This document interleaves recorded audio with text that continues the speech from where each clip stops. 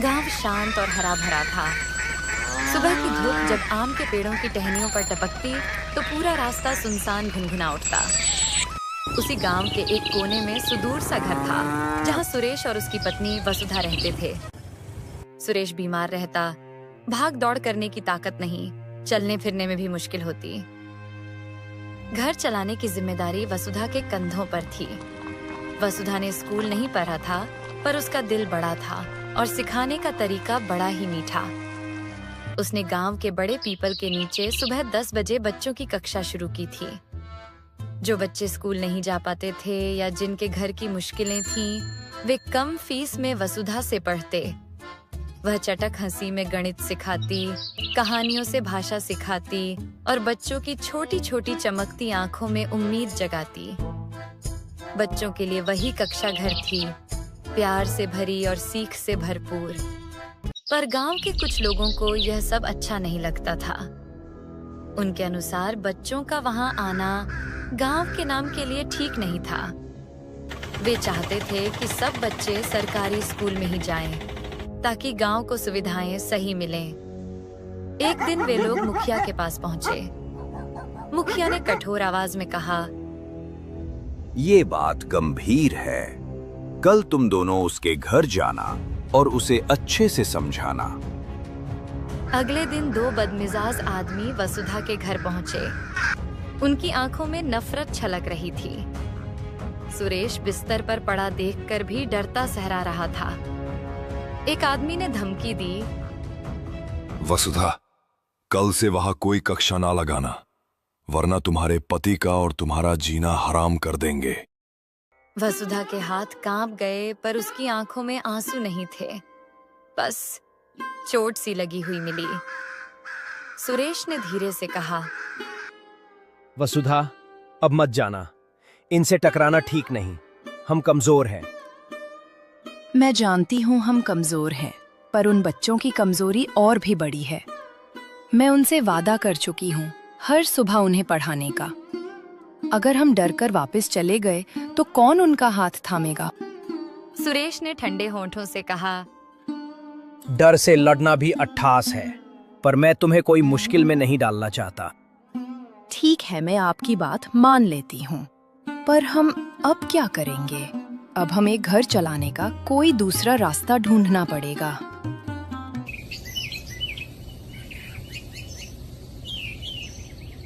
अगली सुबह वसुंधरा अपने सिर पर पल्लू ठीक करती हुई बाजार जाने को निकली।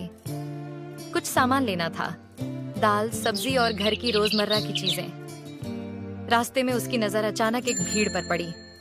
भीड़ एक समोसे वाले ठेले पर लगी थी।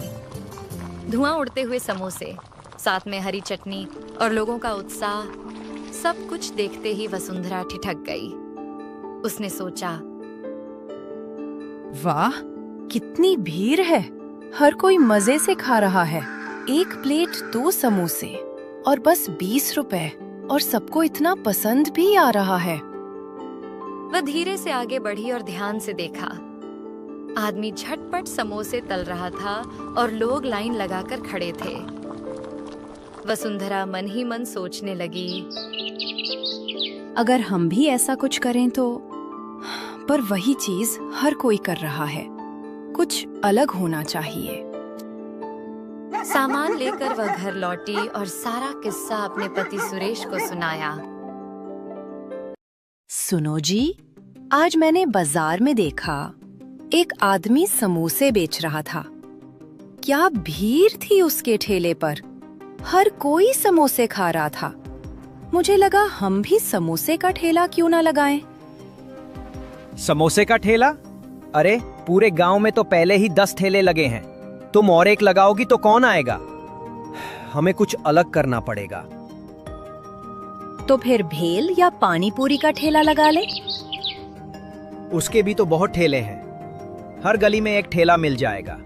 सोचो, जो चीज गांव में न हो वही करना चाहिए। मुझे तो समझ नहीं आ रहा, तुम ही बताओ। मैं तो उलझ गई हूँ। सुरेश कुछ पल चुप रहा, फिर उसकी आंखों में हल्की चमक आ गई। देखो, एक चीज है जिसकी गांव में बहुत मांग है, पनीर मसाला और पूरी। अभी तक ये सिर्फ होटल में मिलता है, किसी ठेले पर नहीं। अगर तुम इसे ठेले पर बेचोगी तो लोग जरूर खींचे चले आएंगे। अरे वाह, ये तो मैंने सोचा ही नहीं। सच में पनीर मसाला तो सबको पसंद है और पूरी के साथ तो मजा दुगुना हो जाएगा।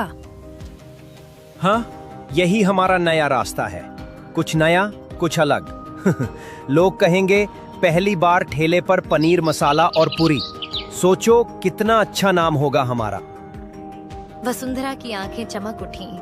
उसने झट से कहा, ठीक है, कल मैं थोड़ा सा पनीर मसाला बनाकर देखती हूँ। अगर लोगों को पसंद आया तो फिर बड़े पैमाने पर बनाएंगे। हाँ, यही सही है। पहले छोटा प्रयोग करो, फिर आगे बढ़ेंगे। मुझे यकीन है लोग इसे जरूर पसंद करेंगे। उस रात दोनों देर तक बातें करते रहे। कभी वो सोचते किस तरह का ठेला सजाएंगे, कभी यह सोचते कि कीमत कितनी रखें। उस रात चांदनी खिड़की से भीतर झांक रही थी। दोनों की आंखों में एक नई उम्मीद थी, नई शुरुआत का सपना।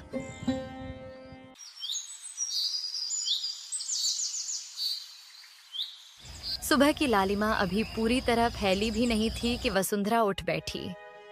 उसके चेहरे पर उत्साह साफ झलक रहा था। उसने पानी गर्म किया, आटा गूंथा और पूरी बेलना शुरू कर दिया।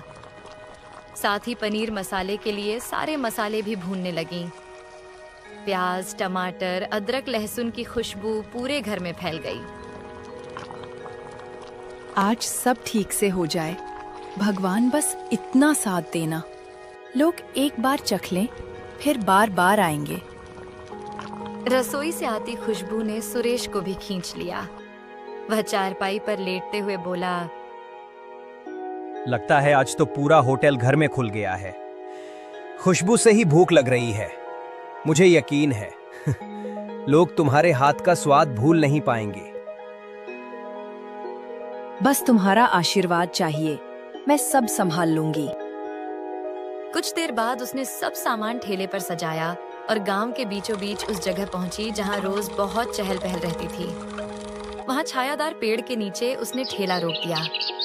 धीरे धीरे उसने चूल्हा जलाया और पनीर मसाले को गर्म करने लगी। जैसे ही मसाले में तेल तड़का और पनीर की खुशबू उठी, चारों तरफ महक फैल गई। राह चलते लोग रुक रुक कर ठेले को देखने लगे, लेकिन कोई भी पास नहीं आया। वसुंधरा का दिल धड़कने लगा। वह घबराई। अरे, लोग देख तो रहे हैं पर पास क्यों नहीं आते? कहीं आज सब व्यर्थ ना हो जाए। उसने हिम्मत बटोरी और जोर से पुकारा, आइए आइए, गर्मा गर्म ढाबा स्टाइल पनीर मसाला और फूली हुई पूरी, बिल्कुल नए स्वाद के साथ। आओ आओ, जल्दी आओ। उसकी आवाज सुनकर एक बूढ़ा आदमी धीरे धीरे ठेले के पास आया। अरे बेटा, ये तो ढाबे पर मिलने वाला पनीर मसाला है। तुम ये यहाँ कैसे बेच रही हो? काका, आज ही मैंने नया ठेला शुरू किया है। अब रोज आपको यही मिलेगा, ढाबा स्टाइल पनीर मसाला और गर्मा गर्म पूरी। अच्छा तो फिर एक बात बताओ, कितने रुपए की एक प्लेट? बस 80 रुपए में एक प्लेट, उसमें 4 पूरी और अचार भी मिलेगा। वाह, तो फिर जल्दी से एक प्लेट लगा दो। वसुंधरा ने तुरंत गर्मा गर्म पूरी तली, पनीर मसाला डाला और प्लेट सजाकर काका को दिया। काका ने पहला कौर लिया और उसकी आंखें चमक उठीं। अरे वाह बेटा तुम्हारे हाथ में तो जादू है। बिल्कुल ढाबे जैसा स्वाद, बल्कि उससे भी अच्छा। मैं तो रोज यहीं आऊंगा। यह सुनकर वसुंधरा के चेहरे पर खुशी फैल गई। आसपास खड़े लोग भी यह सुनकर ठेले की ओर बढ़े। देखते ही देखते भीड़ लग गई। कोई 2 प्लेट मांग रहा था, कोई बच्चों के लिए पूरी ले जा रहा था। दोपहर तक उसका पूरा पनीर मसाला बिक गया।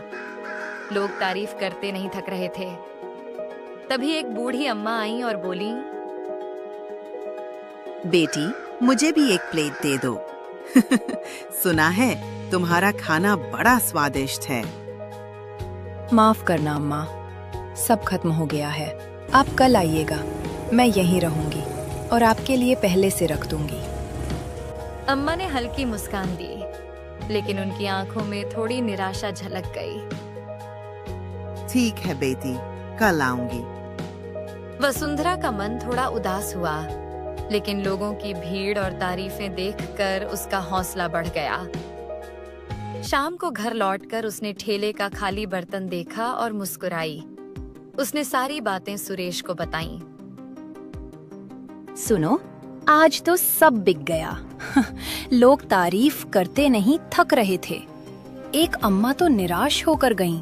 उन्हें कल जरूर खिलाना है। देखा, मैंने कहा था ना, तुम्हारे हाथों में जादू है। अब से हमारी सारी परेशानियां दूर हो जाएंगी। ये ठेला ही हमारी नई उम्मीद है। वसुंधरा की आंखें खुशी से चमक उठीं। उस रात दोनों देर तक बैठे रहे, भविष्य के सपने बुनते हुए, जैसे एक नया सूरज उनके जीवन में उग आया हो। अगले ही दिन वसुंधरा फिर उसी जगह ठेला लेकर पहुंची। इस बार उसने पनीर मसाला और पूरी पहले से कहीं ज्यादा मात्रा में बनाई थी। जैसे ही उसने पनीर गरम किया, महक फैल गई और भीड़ उमड़ पड़ी। मुझे पहले दो, मेरे लिए 2 प्लेट पार्सल कर दो। बहन, जरा जल्दी करना, भूख से हाल बुरा है। वसुंधरा मुस्कुराते हुए सबको परोसती रही। हर कोई संतुष्ट होकर लौट रहा था। थोड़ी ही देर में पूरा ठेला खाली हो गया। घर आकर उसने खुशी से कहा, सुनते हो, आज मैंने पूरे 7,000 रुपए कमाए हैं। वाह, अब तो हमारी सारी परेशानियां दूर हो जाएंगी। हाँ, और सबसे पहले हम पैसे जमा करके तुम्हारा इलाज कराएंगे, ताकि तुम भी फिर से चल फिर सको। सुरेश की आंखों में आंसू आ गए। तुमने मेरे लिए नया जीवन दे दिया है। ये ठेला हमारा सहारा बन गया। धीरे धीरे उनकी जिंदगी संवर गई। पनीर और पूरी के ठेले ने वाकई उन्हें नया सुख और सम्मान दिया। अब वसुंधरा और सुरेश दोनों सुकून और खुशी से अपना जीवन बिता रहे थे।